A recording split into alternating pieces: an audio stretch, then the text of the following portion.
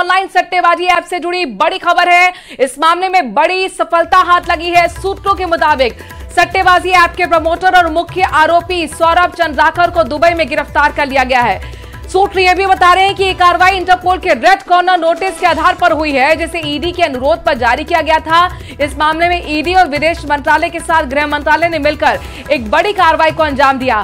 तो महादेव ऑनलाइन सट्टेबाजी ऐप ये बहुत बड़ा मामला है, जिसमें बहुत बड़ी सफलता भी हाथ लगी है। सूत्र हमारे बता रहे हैं कि सट्टेबाजी ऐप के जो प्रमोटर है और जो मुख्य आरोपी है, जिसकी लंबे समय से तलाश चल रही थी, सौरभ चंद्राकर, तस्वीरों में आप नजर देख पा रहे हैं, सौरभ चंद्राकर को दुबई से गिरफ्तार कर लिया गया है। यह कार्रवाई इंटरपोल के रेड कॉर्नर नोटिस के आधार पर की गई है। इसे ईडी के अनुरोध पर जारी किया गया था। इस मामले में ईडी, विदेश मंत्रालय और गृह मंत्रालय ने मिलकर एक्शन लिया, बड़ी कार्रवाई की।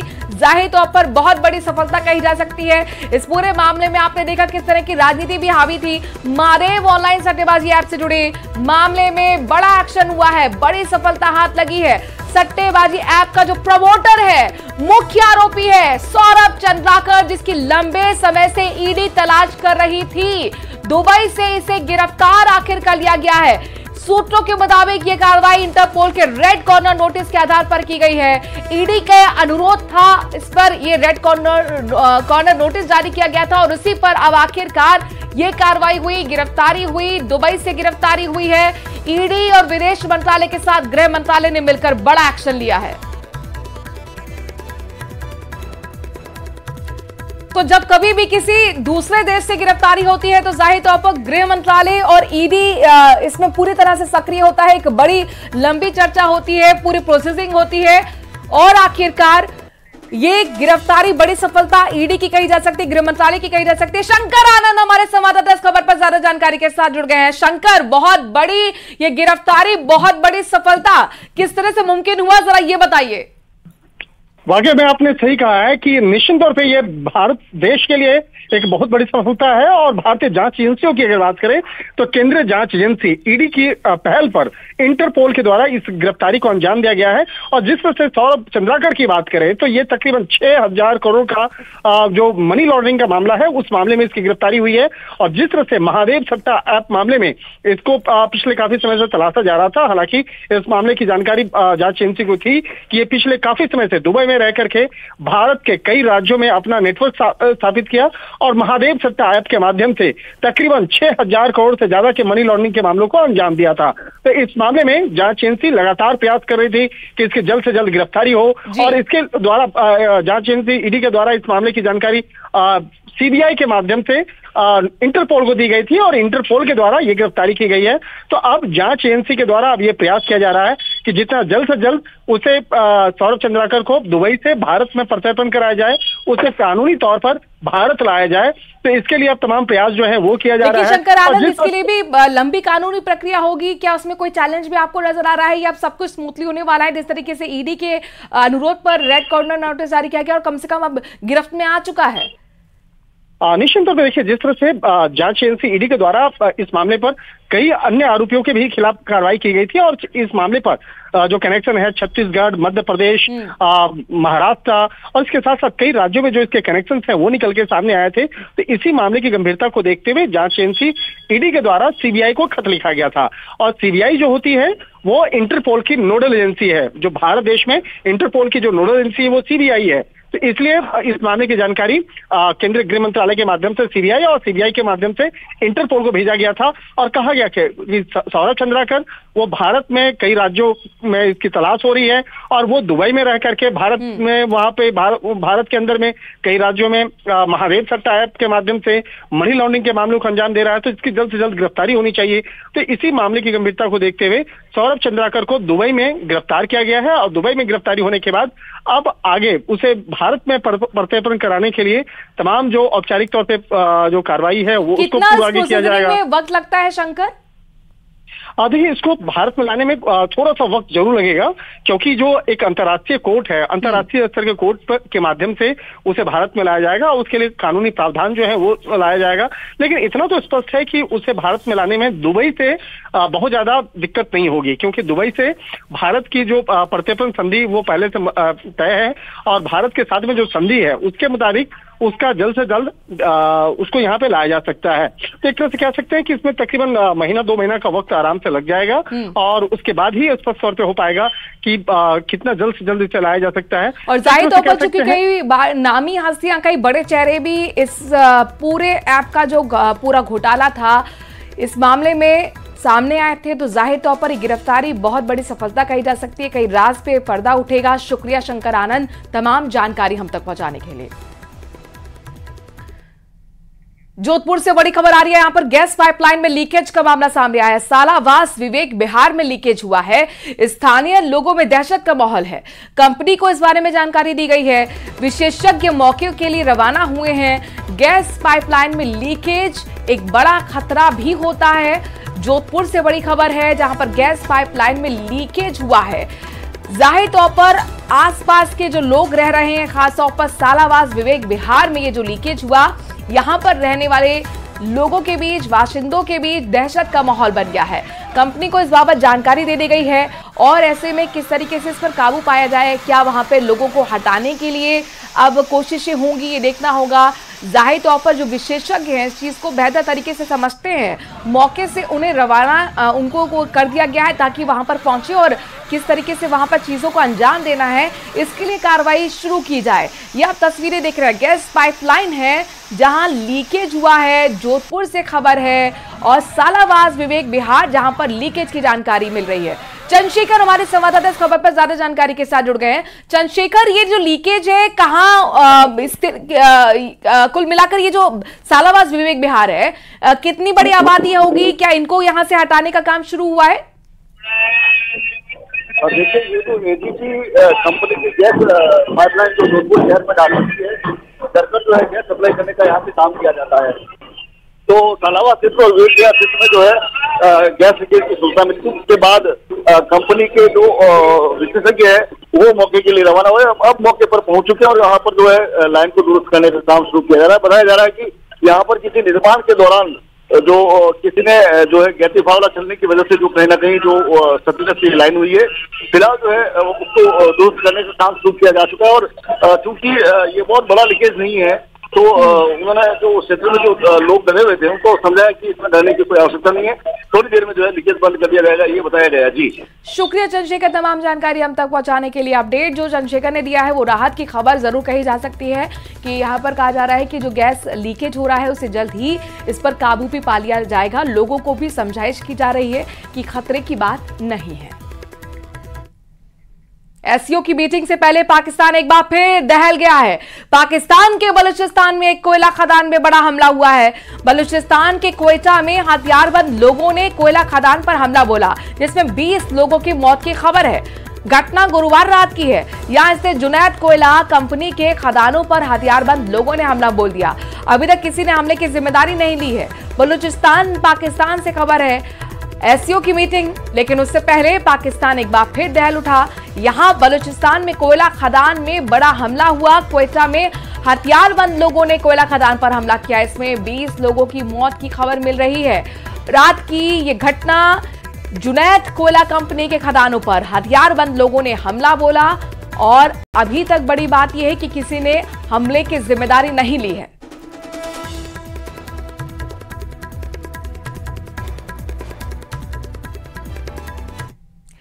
गृह मंत्रालय ने हिजब उत तहरीर को आतंकवादी संगठन घोषित कर दिया है। नेशनल इन्वेस्टिगेशन एजेंसी इसकी गतिविधियों के मामले पर नजर रख रही थी।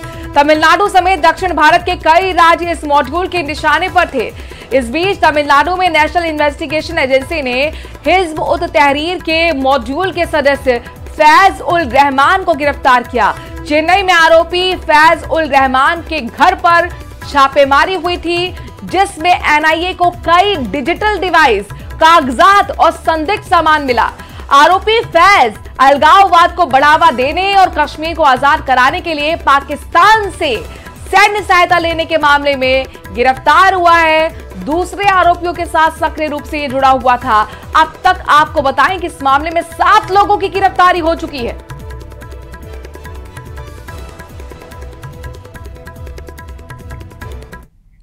जयप्रकाश नारायण की जयंती पर जेपी एनआईसी पहुंचकर माल्यार्पण करने के लिए अखिलेश यादव के ऐलान के बाद सुरक्षा व्यवस्था सख्त कर दी गई है। जेपी एनआईसी के बाहर बैरिकेडिंग भी की गई है। अखिलेश यादव के घर के बाहर और समाजवादी पार्टी के ऑफिस के बाहर पुलिस की तैनाती कर दी गई है।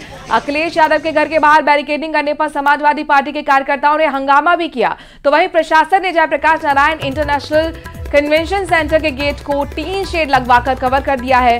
अखिलेश यादव के आरोपों पर एलडीए का कहना है कि जेपी एनआईसी एक निर्माण स्थल है जहां निर्माण सामग्री ढंग से फैली हुई है और बारिश के कारण कई कीड़े होने की संभावना है। सपा प्रमुख अखिलेश यादव को जेड प्लस ट्रेनिंग की सुरक्षा मिली हुई है। यही कारण कि सुरक्षा कारणों से उनका प्रतिमा पर माल्यार्पण करना और जेपी एनआईसी का दौरा करना सुरक्षित नहीं है, उचित नहीं है।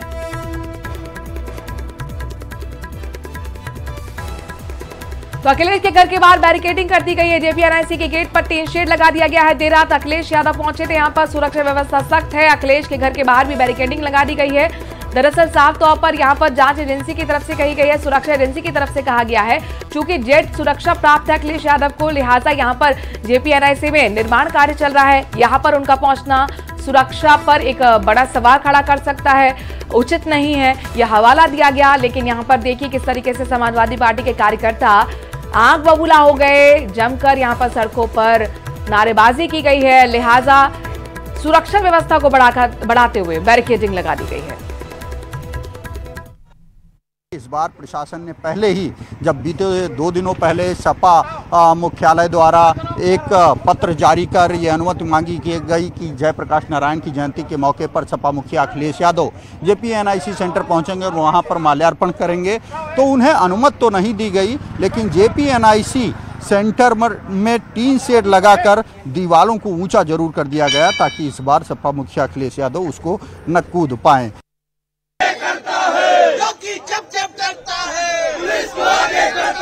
तो जयप्रकाश नारायण की जयंती आज और इस मौके पर लखनऊ में बड़ी लड़ाई छिड़ी हुई है। समाजवादी पार्टी के कार्यकर्ताओं ने खूब हंगामा सड़कों पर किया है।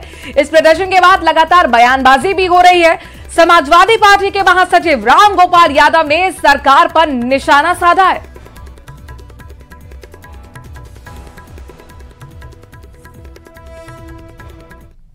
इस तरह का इंतजाम किया है कि पूरा घर घेर लिया है हमारे राष्ट्रीय अध्यक्ष जी का, और कन्वेंशन सेंटर के बाहर उसको टीन से पूरा गेट से कोई जा न सके जड़ दिया, पूरा बंद कर दिया। तो ये बिल्कुल ही क्षुद्र मानसिकता प्रशासन की है। जयप्रकाश जैसा व्यक्तित्व युगों युगों में कोई पैदा होता है किसी देश में। इतने बड़े स्वतंत्रता संग्राम सेनानी को जिस तरीके से, और जिन्हें पहले ही हमारी भारत सरकार भारत रत्न दे चुकी है, उनके मूर्ति पर माल्यार्पण करने देना ये बहुत ही घटिया और शर्मनाक हरकत है। दिल्ली के ड्रग्स के खिलाफ एक्शन लगातार जारी है। दिल्ली में लगातार दूसरे हफ्ते भारी मात्रा में ड्रग्स बरामद हुआ है। दिल्ली के रमेश नगर से 200 किलो कोकेन जब्त की गई है।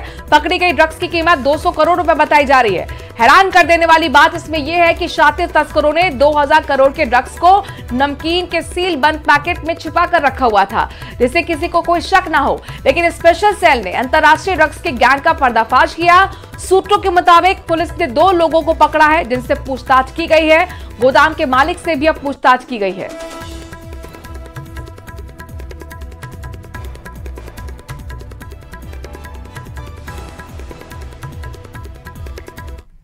प्रधानमंत्री नरेंद्र मोदी की लाहौस यात्रा का आज दूसरा दिन है और पीएम आज भी कई कार्यक्रमों में शामिल होंगे। पहले पीएम मोदी 19वें पूर्वी एशिया शिखर सम्मेलन में भाग लेंगे।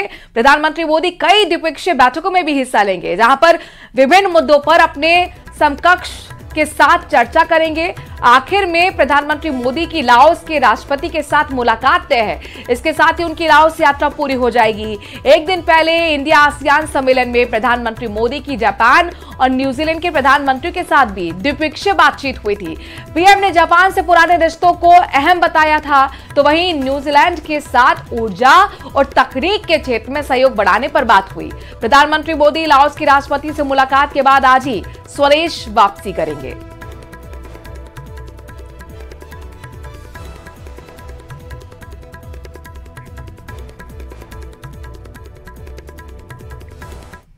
महाराष्ट्र में एनडीए ने चुनावी कमर कस ली है। महायुति ने टिकट बंटवारे को लेकर खास रणनीति बनाई है।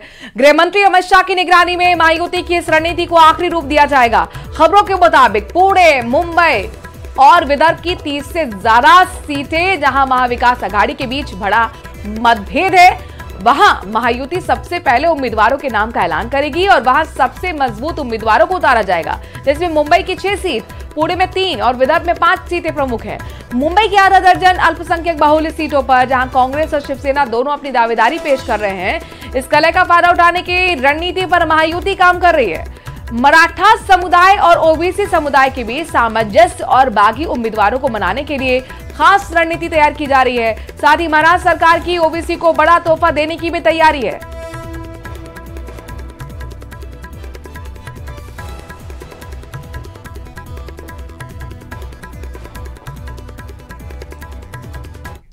शारदीय नवरात्र के 9वें दिन मां सिद्धि यात्री की आराधना हो रही है। नवमी पर माता के दरबार में भक्तों का सैलाब उमड़ा हुआ है। घरों और मंदिरों में विशेष पूजा अर्चना का दौर भी चल रहा है। अलग अलग मंदिरों की तस्वीरें आपको हम दिखा रहे हैं। आज शारदीय नवरात्र का 9वां दिन है। मां सिद्धि दात्री की आज पूजा की जाती है। नवमी पर माता के दरबार में भक्तों का सुबह से मानो सैलाब उमड़ा हुआ हो। घर हो या फिर मंदिर, विशेष पूजा अर्चना की जा रही है ताकि माता को किसी तरह से प्रसन्न किया जाए। मां की आरती गाई जा रही है। मां के भजनों पर लोग थिरक रहे हैं, गा रहे हैं। अलग अलग मंदिरों की तस्वीरें जहां पर देखिए किस तरीके से भक्तों का लगातार पहुंचना मंदिर में जारी है। खास आयोजन भी आज अलग अलग मंदिरों में किए जा रहे हैं। भजन कीर्तन, कहीं गरबा, कहीं डांडिया। नवमी का आज शारदीय नवरात्र दिन है और नवमी के दिन यानी कि 9वें दिन आज सिद्धि दात्री स्वरूप की पूजा हो रही है, आराधना हो रही है।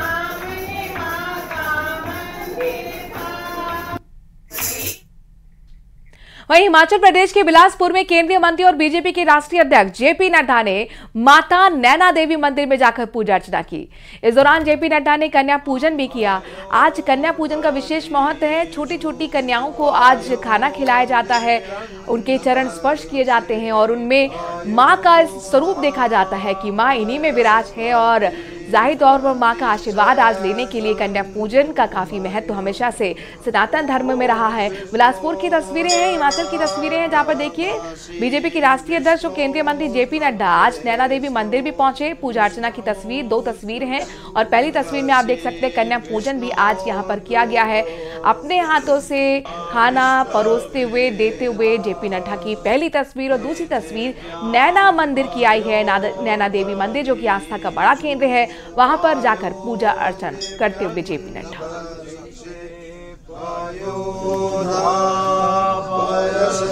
मुझे शारदीय नवरात्रों में मां नैना देवी के आशीर्वाद लेने का सौभाग्य प्राप्त हुआ।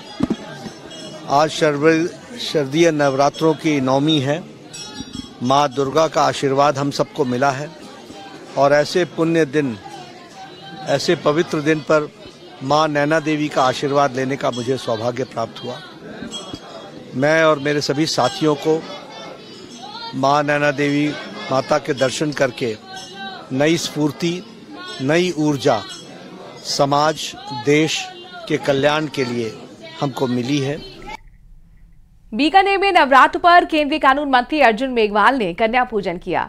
अर्जुन मेघवाल ने कन्याओं के पैर धोकर पूजा की। इस दौरान विधायक जेठानंद व्यास भी मौजूद रहे।